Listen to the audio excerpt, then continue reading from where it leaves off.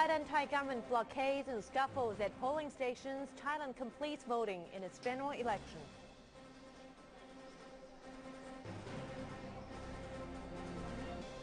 Hello and welcome from Beijing. You're watching CCTV News. I'm Wang Mengmang. Dr. Cherawansan, who's a political observer in Bangkok. Thanks very much for being with us, sir. So on Sunday, protesters managed to stop voting in more than 400 polling stations in Bangkok and many more in the south of Thailand. And some say that the scale of disruption means that Sunday's polling alone cannot fill enough seats in parliament to form a government, really. So looking ahead, how do you see the situation will evolve? Basically, it follows on from last week when there was an early election that a number of people could not go to vote, and there's a lot of blockage, as well as many seats unregistered way back a few weeks ago.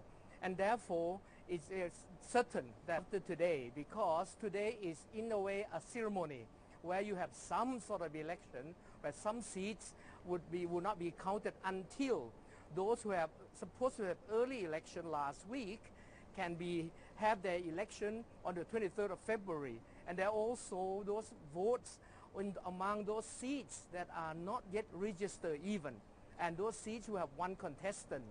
Therefore, this is going to be another 3 to 6 months before we see any results, any resemblance of result, to have a ability for Parliament to convene and to select a Prime Minister. Therefore, Thailand will be under caretaking situation for the next 3 to 6 months still. Therefore, today is a ceremony in a way, but it's an important ceremony.